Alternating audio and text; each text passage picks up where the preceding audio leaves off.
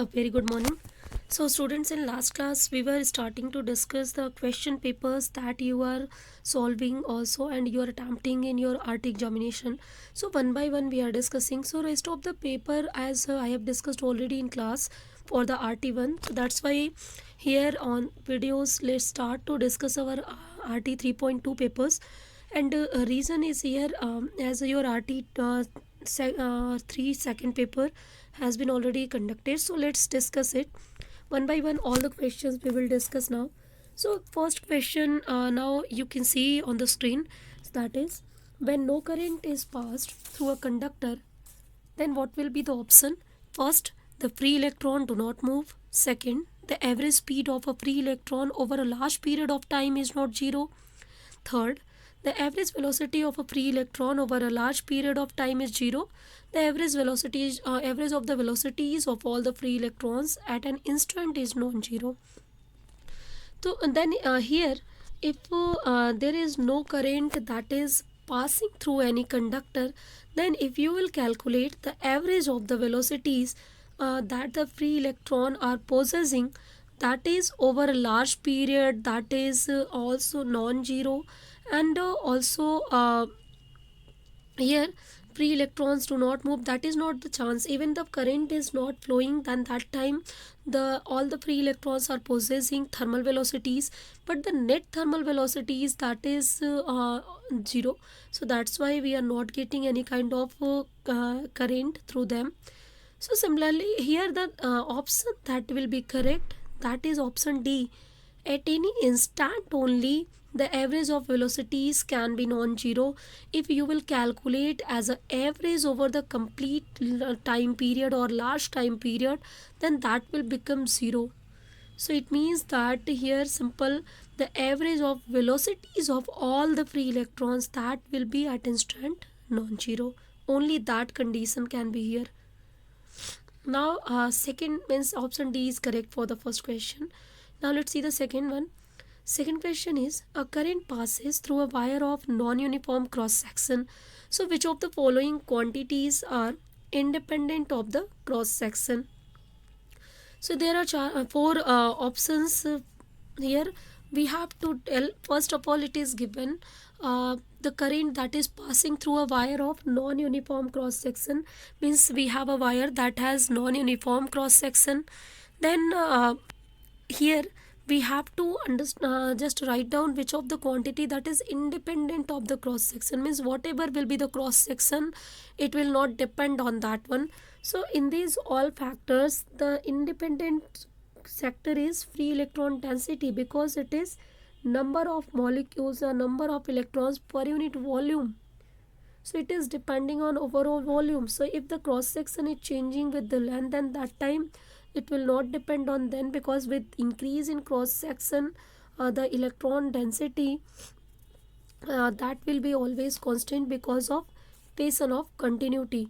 So here if you will see other all factors like the charge crossing, so if greater will be the cross section, then greater charge will pass. So it means it is depending on the cross section. Drift velocity, you know, the drift velocity equation of continuity is saying, if area is cross sectional area is large, then that time drift velocity will be smaller. So it means that Vd into A, this is always constant. This is equation of continuity. By this one you can understand the drift velocity is also depending on the cross section. Current density, this is current per unit area.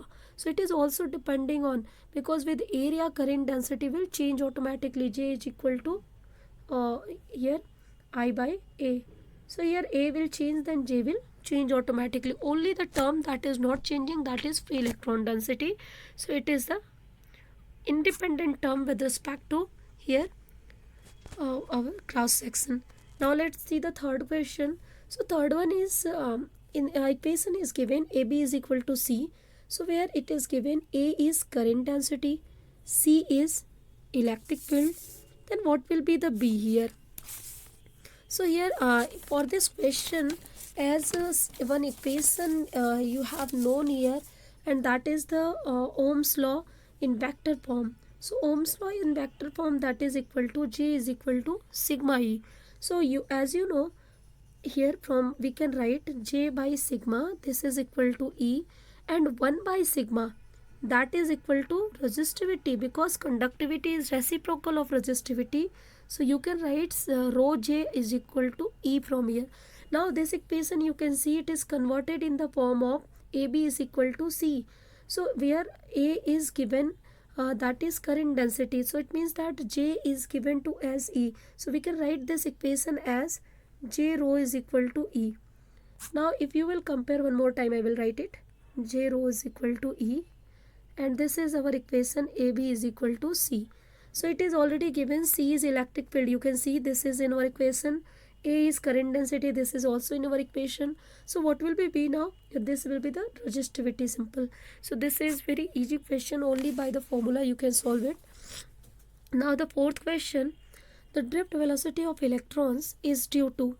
So you know, students, the answer of this question, drift velocity we are observing or we are obtaining whenever we are applying some of the electric field. So due to the electric field, the motion, the conduction electron that starts to drift, that start to move. So motion of conduction electron, because of the electric field we are observing drift velocity. So option B you can see, that is correct here. Now the next question is the speed at which the current travels in conductor, that is nearly equal to. So you know the speed at which the current that is traveling in a conductor, that is very fast speed, and that is near about equal to 3 into 10 to the power 8 meter per second. So this is the speed of electron current that through which it is traveling. So you can see from here, this is satisfying this equation. So you can obtain here 10 power 5 from 10 power 3 from here, 10 power 2 and 10 power 3 from kilometer. So it is near 3 into 10 to the power 8 meter per second. That option will be correct for us. Now the next question, in the absence of an electric field, the mean velocity of free electron in a conductor at absolute zero temperature. So whenever the electric field is absent, then the mean velocity of free electron at absolute absolute temperature, you know that is zero, because that time only the thermal velocity that we are observing, and at absolute temperature the thermal velocities will be zero. So it means that we will get zero mean velocities of free electron. Now next one, when potential difference V is applied across a conductor at a temperature T, the drift velocity of electron is proportional to. So as you know, the drift velocity that is directly proportional to electric field, and from here you can write electric field is equal to V by D. So it means that the drift velocity that is directly proportional to simple the potential that is applied here. So these are very basic questions, student, that you can solve, and only this is just to test your basic knowledge. Next one question you can see here, question number 8. So question number 8 is, for which of the following dependence of drift velocity Vd on electric field E is Ohm's law obeyed?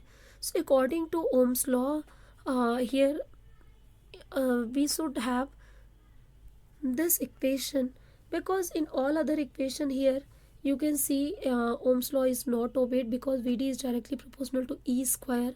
Here also Ohm's law is not obeying, Vd is equal to e power 1 by 2 we have, but here in this case Vd is equal to constant. Only this is the case possible where Vd is equal to E, it means, or Vd directly proportional to E. This situation is following, and that is the concept of Ohm's law. V is directly proportional to I. So similarly here Vd is directly proportional to E, that we are getting, and this is the concept of Ohm's law here, means only the option D is correct, that is obeying Ohm's law. Next one after this one, the current density, number of free electrons per meter cube in metallic conductor is of the order of. So in metallic conductor, the current density that is always obtained in the order of 10 to the power 28. So this is the rough data that you have to keep always in your mind.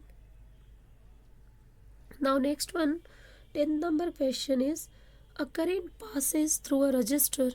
So if K1 and K2 represent the average kinetic energy of the conduction electron and the metal electron respectively, then which of the option will be correct now?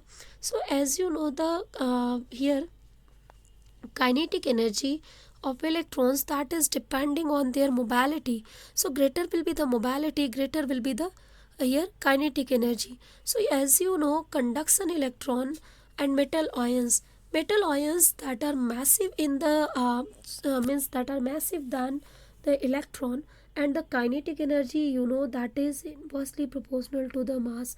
So it means that less will be the mass, greater will be the kinetic energy. So for conduction electron, as mass is less, then kinetic energy for conduction electron will be greater than the kinetic energy of metal ions.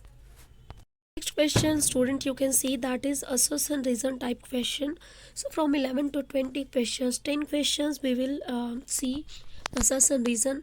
So these all questions will straighten your basic knowledge, your fundamental concept, how much you can understand the concept and basics and the words, how you can observe.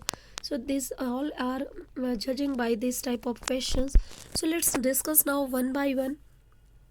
So the first question here, that is you first you can read these all four one. So according to this one, you have to answer for all these 10 questions. First 11 number question we have. Statement 1 is obviously here assertion. Statement 2 is reason. So statement 1 is Ohm's law is applicable for all conducting elements. So this option, you know, that is obviously correct, because for any conductor Ohm's law is obeying. For the conductor, we are always obtaining uh, V is equal to IR condition, or its vector form, that is always fulfilling by the conductor here. So this is applicable simple to the conducting element, so that's why this is correct. The second one, Ohm's law is a fundamental law.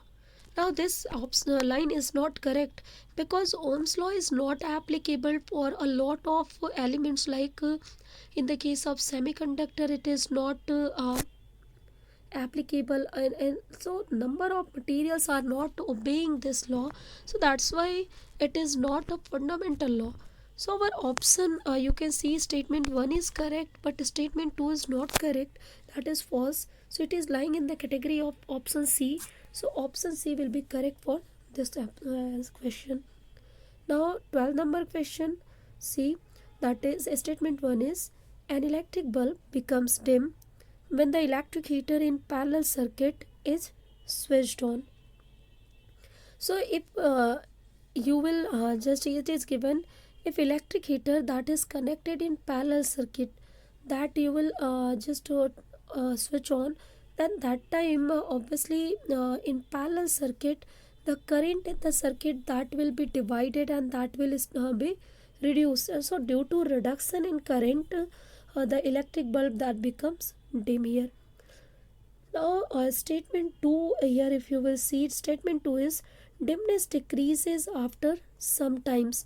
So it is saying that it is taking some time to decrease the dimness.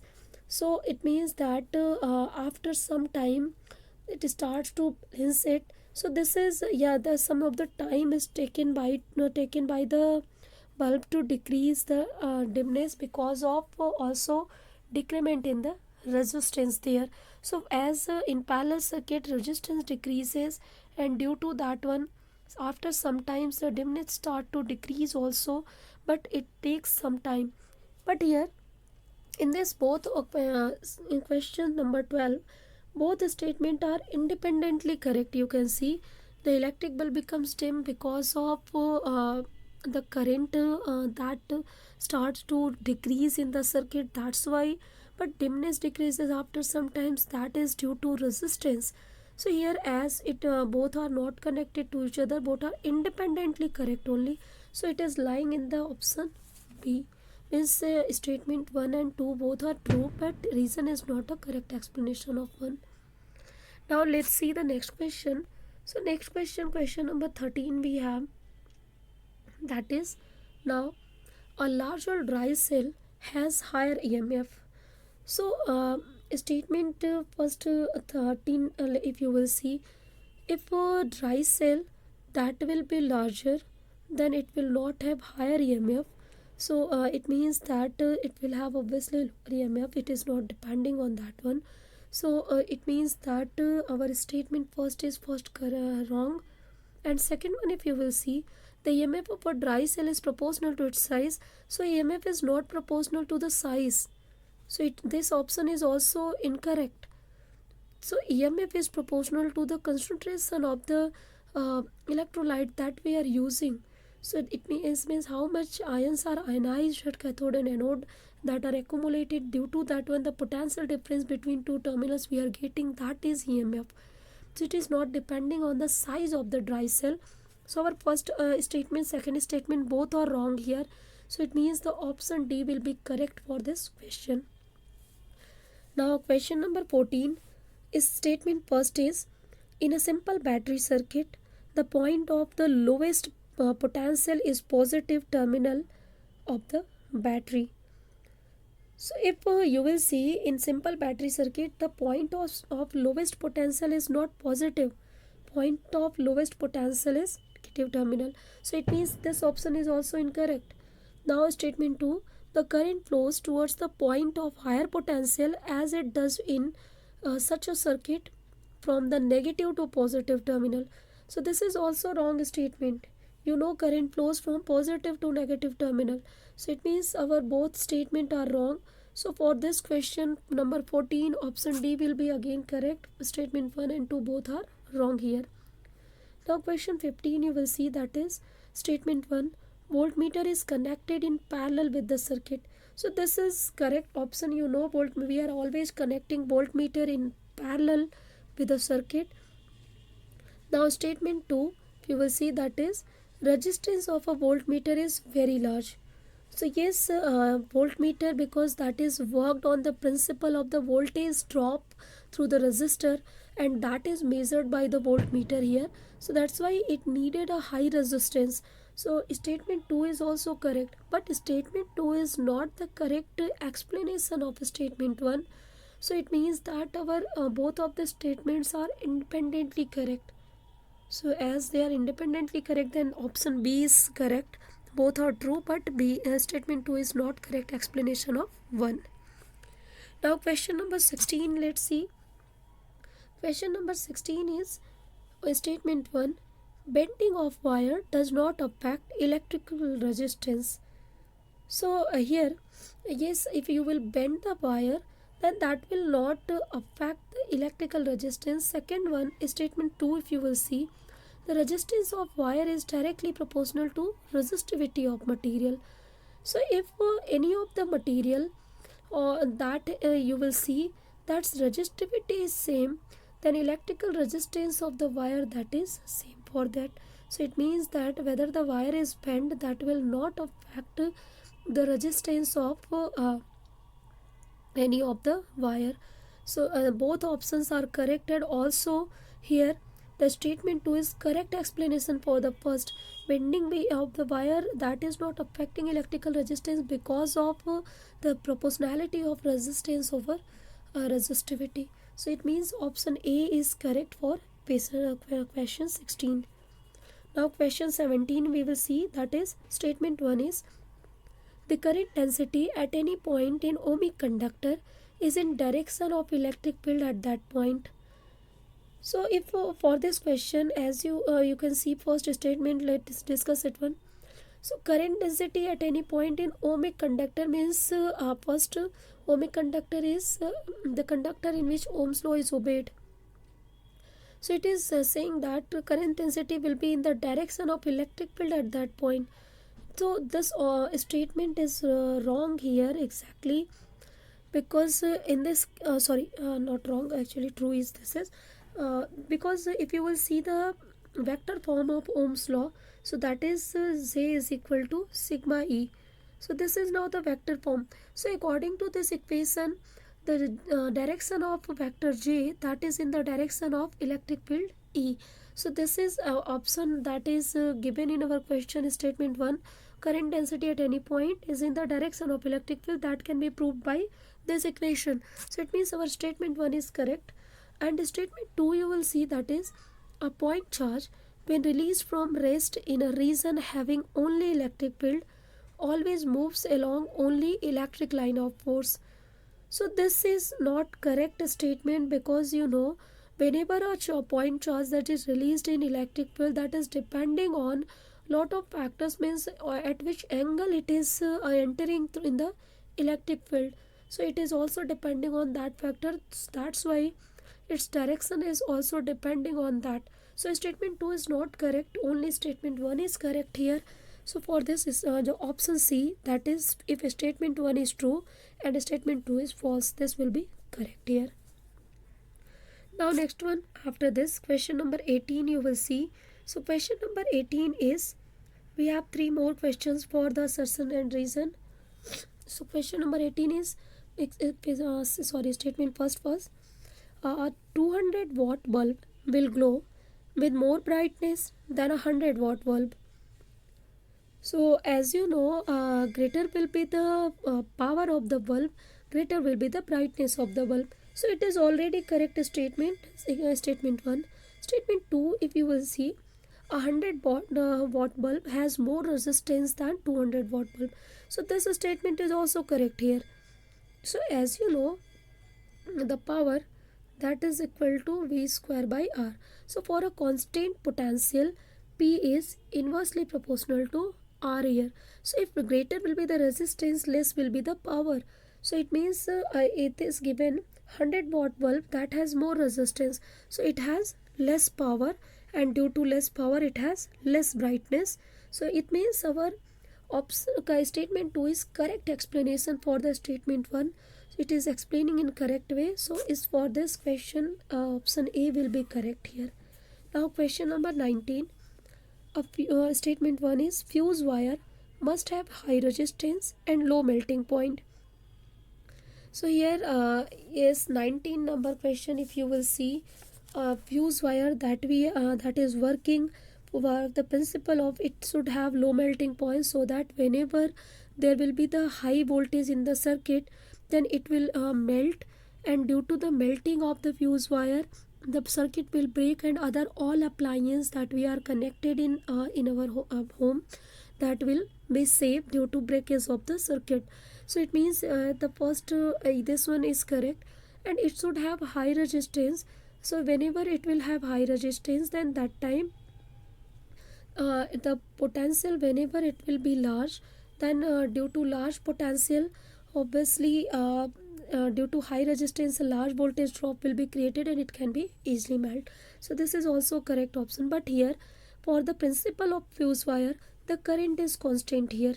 So it is working at constant current but high resistance and low melting point.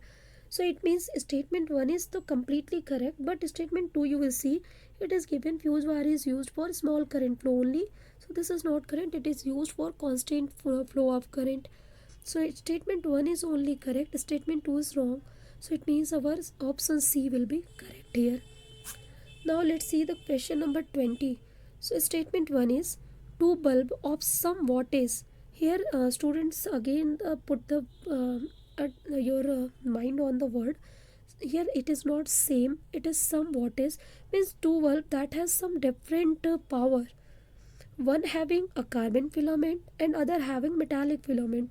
Means two of the bulb you have, suppose 1 and 2, two bulbs you have.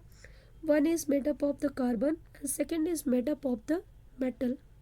Is carbon, second is metal, so both are connected in series. So in series, whenever the series combination occur, then that time temperature decreases, current also decreases there. So it means that due to decrement in temperature, the resistance will change.